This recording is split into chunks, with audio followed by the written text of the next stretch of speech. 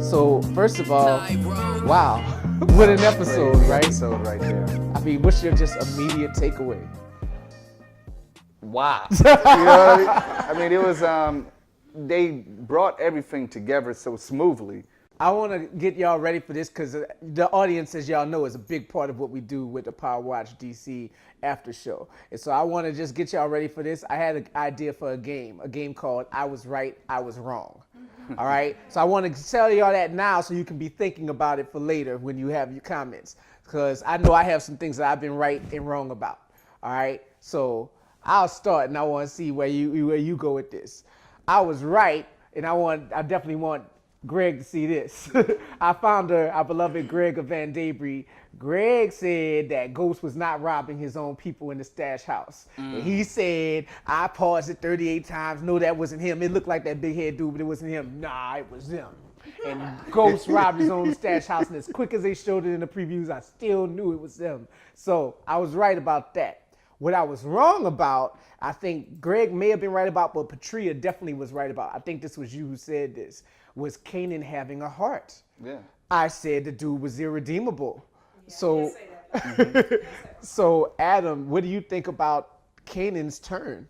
Well, here's the whole thing. Keep in mind, this is all going back to last season, where Kanan had to kill his own son.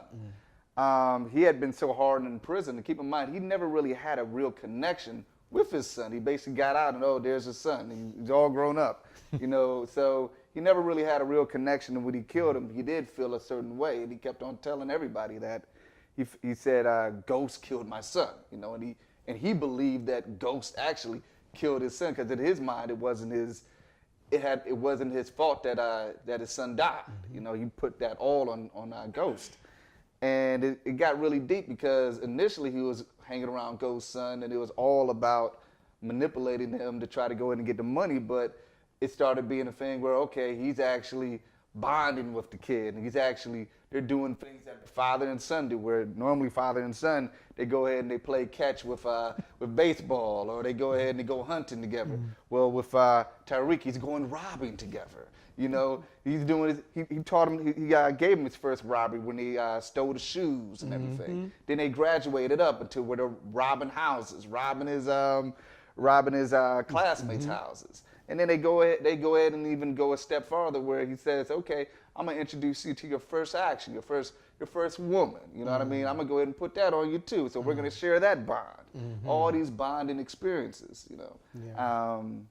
And it was really something to see that basically saw that trauma, that experience, that emotion that you didn't see with him killing his original son. You saw it all with Tariq. It play out all of these last 5 episodes or 6. Yeah. Wow. What a season already. And we got, 4 more episodes of this season. Very wild. Thoughts on Tasha post Free Ghost? Where's that relationship going to go? What's up with Ghost and Tasha now? I think she made a mistake going to Stern and asking for money. And so I think with that situation, she's going to play an integral role because now it's like she's going to have to come up with something to get that money back. And she's going to be in her ear, I think, a lot more now because she put him in that situation. And so she has to think about that. And then you also have her friend, what's Lala's character's name? Keisha. Keisha. You have Keisha also, who she's also has to make up to. So, and then with the kids, I don't think she's going anywhere anytime soon. Speaking of Keisha, how about that scene with Keisha and Tasha? I mean, Keisha didn't smile once. It was straight up stink face the whole time.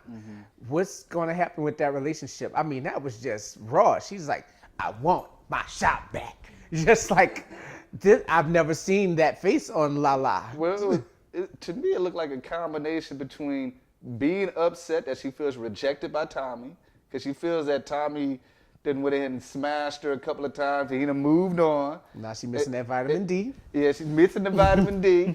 And she feels rejected. And then she also feels that she might even feel that Tasha might have went ahead and went back and threw salt in the game. Because like she always said, whenever she got something good or a guy liked her, somehow Tasha no matter what way, there was some type of way where there was some interference from her that just caused it to go down. So now she's feels like she's reliving that vibe right now and feels that, okay, after she went ahead and told Tasha, it's now Tommy's not talking to her anymore. So it's all of that and the shop, which Tasha is connected to also.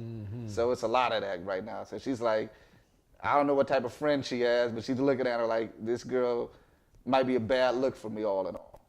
So I want to put this out to the audience because we have an all-woman audience. Well, actually, that's not true, but we got a mostly woman audience. All right, so with that said, I want to ask y'all, based on relationships that y'all have had, freaking, what's going to happen with this Tasha-Keisha relationship? I think they will be frenemies. Okay. They will be frenemies. Okay. Why, now, being a science teacher, I got to ask for evidence. So why do you feel that way? Tasha has actually put Keisha in a situation with the shop, so I don't think that Keisha necessarily really respects Tasha too much on that level. And she pretty much put her in a bind. She got her involved in something she didn't have to be in. Okay. So now I'm watching these predictions and we got them on film. So next week when we play I Was Right, I Was Wrong, we got some things to vouch for. All right, cool. Let's talk about Tommy. Wow. Tommy in Chicago making moves. What's up with these Serbian cats saying, I don't want you dealing with ghosts at all? Like, what's behind that? Why do they have this thing against ghosts? Well, there seems to be kind of seems to be the first instance of maybe they just feel comfortable with Tommy because, well, he's white. And whereas with the Lobos character, with Ghost, I mean, he was dealing with, it was Colombian and everything else. And of course, Ghost was real smooth, he was real suave and everything else. And of course, these Serbian guys, in terms of their style, they're real kind of more like Tommy in a way. They're more wild. They're not necessarily suave at all. They do what they feel, and they're more along of Tommy's character in terms of how they do things, how they're rash, how they're brash, and how they do things that's not necessarily stylistic like Ghost was, or Lobos was very stylistic also. These guys aren't really about style. Style is relative. There's a style of eating people too. There you go. Different take on that. Do tell. Like, I believe that they fear ghosts. That's why they don't want to work with ghosts. Like, if they can see what he's done, they can see his power. They can't control ghosts. They need somebody they can control, and I think that's why they go for Tommy. When they say they don't want ghosts in it, we can't control ghosts, so we don't want ghosts in it. Interesting That's point. interesting. Very interesting point. So That's interesting that she says that because Lobos kind of felt the same way about Tommy being a loose cannon also. yeah. I mean, but Tommy was even more of a loose cannon in season 1 and 2 when Lobos was around. Yeah. Tommy was doing a whole lot of coke and things Yeah. like that. But Tommy, in a moment when he looks like he's about to die, he has that vision of Holly. So what does that mean to y'all? Like, what's that about? Is he about to die? He closes his eyes. You see he's accepting it. And the first thing you see is Holly. Not his mother, not ghosts, not him as a child or anything like that, but Holly. What's that about? I think that it's two combinations of his love for her and then also karma. Like he's feeling like this is what I'm getting back for doing this to you, Holly. This is it. And then also it could also be a combination of him thinking, I never thought I was going to see you again. Well, here it goes. I'm going to see you again. Because he's about at that moment he feels like he's about to lose his life. So. Wow. One thing I noticed now from the reactions room, I think y'all noticed too, is right when Tommy's about to, well, we think he's about to die, but shortly after that, the Petar is getting, and he's like, yeah, motherfucker, yeah, that rest in hell, you know what I mean? And I'm like, spits on the you just, when I was about to be in his place and you already talking shit to the corpse. And it makes me think of this line from No Limit Soldiers by TRU, and C Murder said, I'm a no limit motherfucking soldier till I die. We run this place and I say the same shit with a gun up in my face. And that's kind of how Tommy runs. I would say it with a gun in my face. He's a very human character. We talked a lot about how he was crying in the last episode, but being human means being all that, being beautifully human, like Jill Scott said, but also being while being rebellious, being gangster. So I'm happy that Tommy didn't go. He makes the show very interesting to watch. Oh, he makes it. Oh, he's so random. You never know what you're gonna get with him. So speaking of characters, you are a writer. You are a fiction novelist. Are there any characters in Power who relate to your characters or anyone that you've written? Well, Dre's character, because Dre's character is so conniving. Because Dre is one way in front of certain people, then he's one way in front of other people. And then Dre will also be someone's friend and he's trying to set him up. I mean, Dre's a piece of work, actually, his character. Absolutely. Definitely. When did he get this manipulative, or was he always that way? And I'm missing something, Sonali? I think it's interesting because, well, like I said last episode, when you are put into survival mode, you do things that you normally wouldn't do. And so Dre, once his life was threatened and once his daughter's life was threatened, he had to do things. And I think that this is a result of that. And I think it's interesting that him and Kanan kind of switched places. Whereas in Dre was kind of like the good guy at the beginning of the episodes, but now he's becoming the bad guy. And Kanan has the redeeming qualities that Dre doesn't have anymore. And I think that we're going to see the slippery slope come about with Dre and what he has to do to survive. And then Kanan is going to be kind of like the redeeming quality, like Jaime Lannister, Game of Thrones. And I think that we're going to see the reverse of that. Very interesting. Okay, I like it. Well, speaking of Dre's conniving, let's talk about Julio. Crystal left the room because she professed her love to Julio, and I wish she was still here because I wanted to ask her why she loved Julio so. But one thing about that scene where Julio goes out like a G. He's fighting three guys at once. And I feel like after 4 seasons, that's the most drawn out death scene I've seen. Yes, it is. I wanted to actually time it. Last night when I was watching it, I watched it at midnight. And I thought I was going to have nightmares, actually. But he's crawling along the floor, and I was like, how long are they going to show this? This dude is crawling on him. Is he going to die or not? So why do you think... I thought there was a chance that he might have been able to get a knife and sling it at him after a while. But, right. You know, he eventually succumbed to his death. But why do you think they gave Julio such an extreme go out? To be honest, it was I guess to me what I saw is that they may plan on developing that whole gang and that whole and their rise, the Taurus Locos. Yeah. They must plan on developing that more into the story and plot line for that to be such a drawn out death like that. Because for right now, basically Julio's character was that he was kind of bumbling through his job. He wasn't necessarily good at being the distributor. He was more good at being the sidekick to whoever was running the show. But once he had to take a lead, he didn't really know how to establish command and establish respect. And he didn't really know how to be brash and make sound judgments when necessary. He was always kind of too much in the middle. He didn't really know how to say to be. He didn't really know how to be black or white. He was kind of too gray in terms of how he was running everything. So Dre said one condition. Oh, I'm sorry, Sonali, go for it. Sorry, one more thing. Yeah. I think the reason why they drew out the scene is because he was very loyal to Ghost. Since season 1 or Yeah. something. And so at the end of it, it's like I feel like this is kind of like the end of Ghost's reign in the drug community, and they wanted to make sure that you knew that because he was very loyal. Even at the end, he was like, "Well, why are you with Kanan?" To Dre, like, why doesn't Ghost know about this?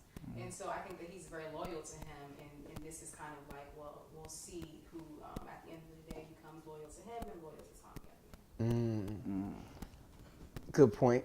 What I was going to bring up about Dre was Dre's one condition for allowing the Taurus Locals to kill Julio was you can't make it look like a Taurus Locals kill. So I'm thinking, well, how does a Taurus Locals kill look? Well, maybe you cut out the Taurus Local tattoo off the side of his neck. So I'm wondering if Dre kind of planned on that. He was like, if they don't make it look like a Taurus Locals kill, then it doesn't connect me. If they do, then now I can manipulate Ghosts into saying they violated the code, so let's go kill them. Absolutely. We're seeing Dre evolve into Ghost. Yeah. We're trying. Yeah. But heavy is the head that wears the crown, so I don't know if he wants to be Ghost for real. All right, so we lost Jukebox. This episode, all right, last week I said Power is due an artsy episode. An episode where maybe nothing too dramatic happens, nobody dies, but they just show off some camera work, show off the writing, show off some relationships. All right, I talked about how Breaking Bad had the artsy episode of they were just trying to chase this fly in a drug lab. But I just decided last week that Power doesn't do artsy episodes. Every episode, something crazy got to happen. But I think this is the closest they came to the artsy episode because they had scenes that they drew out longer than they had to. It wasn't as concise and snappy as most episodes. But one of those scenes was they showed us kind of like maybe foreshadowing that we were going to lose Jukebox. They showed us a lot of her background, mysteriously, but they showed us just so when I was looking at her and just looking at her face when she was talking about how I was the best, your mama ain't got nothing on me. I was thinking, why? Who hurt you? Like, why are you so evil? Why are you so intent? Just if you look at the bone structure in her face, even tell him who you are. That scene was really, really wild. It was kind of like it was like watching a predator trying to decide whether to nurture their prey or to go ahead and eat it or prepare for the slaughter. And even when she kissed, it was almost like a snake going on a mouse or something. It was kind of like how she was singing to him, how she was looking at him and everything. It was like, you know, she was nurturing him at the same time she was looking at him as prey. Yeah. You know, like something to be devoured. You know, and as you see, she definitely had her past. And you saw with even when Kanan when he was talking to Ghost, he was like, just to let you know, there's somebody that you know that's sitting with Tariq right now. And he was like, who? And then once he went ahead and mentioned her name, One of the illest motherfuckers we both know. yeah, he breathed her name to the air, and as soon as he breathed her name to the air, he's like, you got him with her. You know, like, whoa. And they both, and at that point in time, it was like he knew his son and both their lives were pretty much up in the air at that point. I like Jukebox because I like female villains.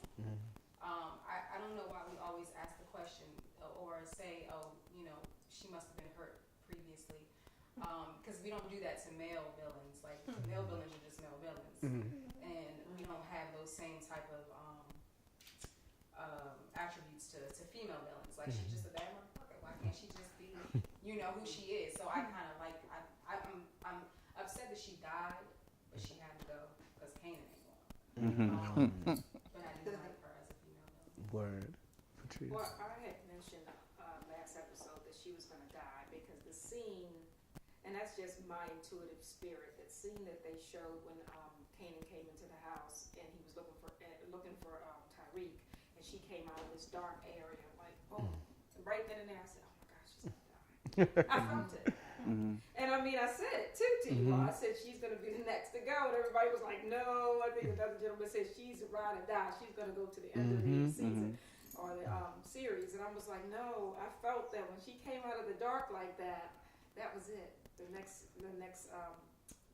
episode was going to be her last role, and it was. I mean, it was shocking a little bit to me because I was like, oh my gosh, she's really dying. But part of me thought that Tyreek was going to be injured as well and hospitalized. I thought there was going to be a lot of drama with that, but they just took Jukebox. Yeah, he was traumatized, but I thought it was going to be something more like, okay, you're calling Tasha, and I mean, Ghost just played that sad role so good. It was like I just knew something was going to happen to Tyreek. Yeah. I mean, he's messed up traumatically, you know, mentally as far as I'm concerned, but the way they took out Jukebox was like, wow.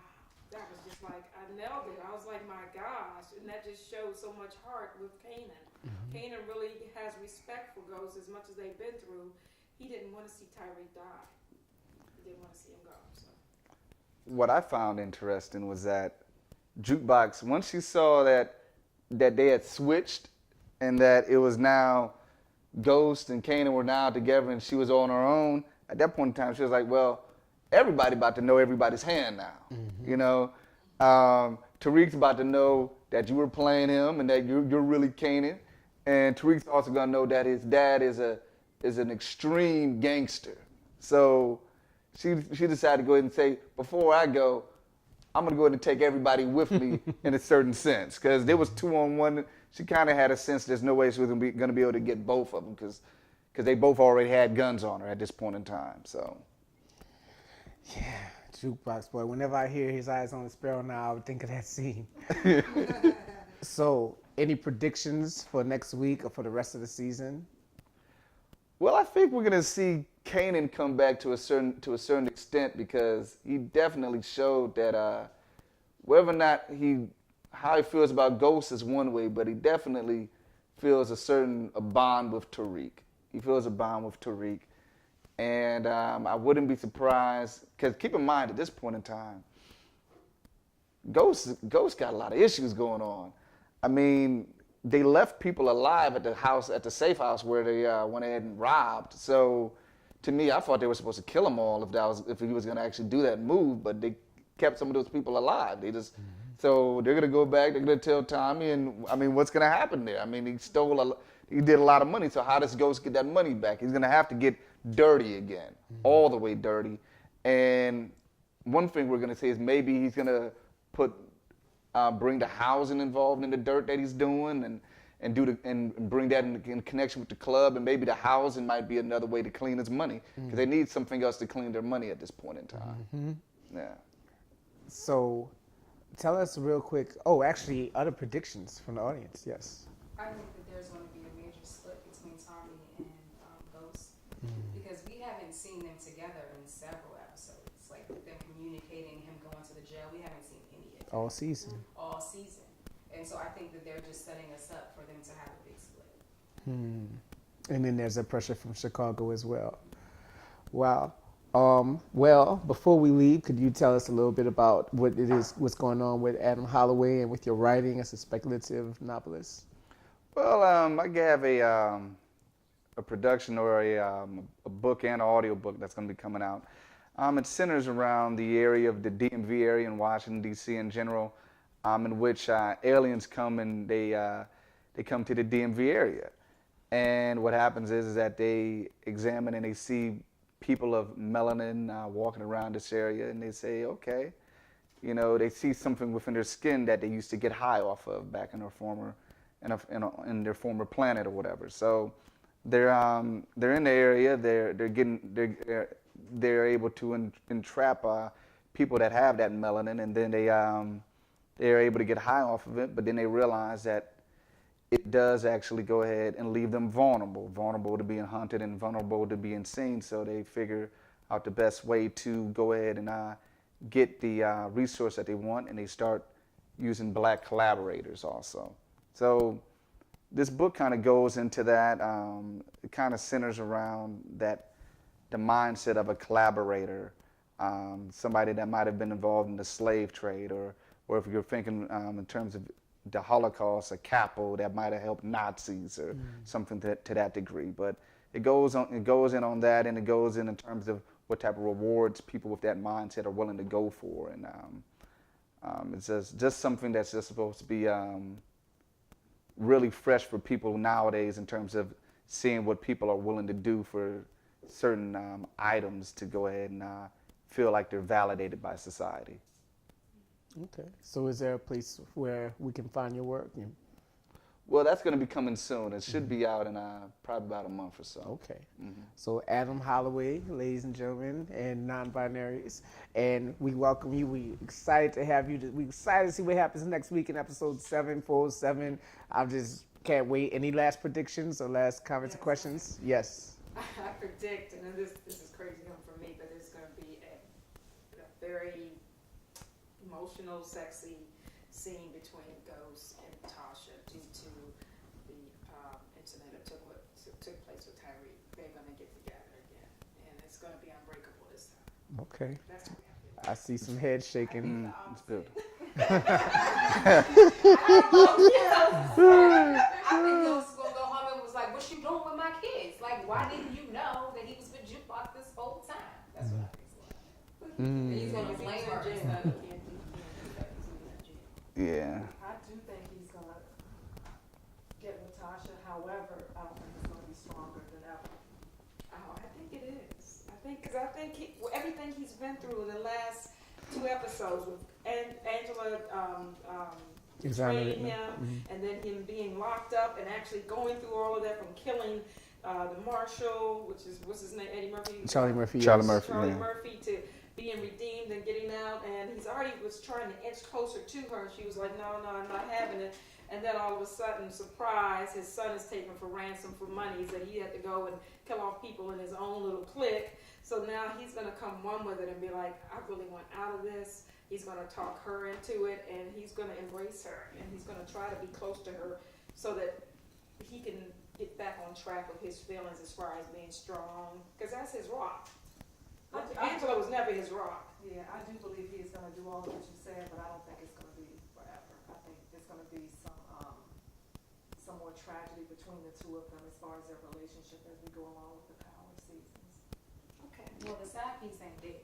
So the side piece ain't dead. And don't forget Silver, the attorney, who showed an interest in Tasha. I think he has a Yes, future. he did. Has a future as a love interest for Tasha. Absolutely. Well, I hope y'all be back with us at the Power Watch Party, VanDaBry style, to see what happens in the rest of season 4. I'm Drew Anderson, your guest host. Give it up for Adam Holloway, our guest panelist. Thank y'all for coming. Power to the people.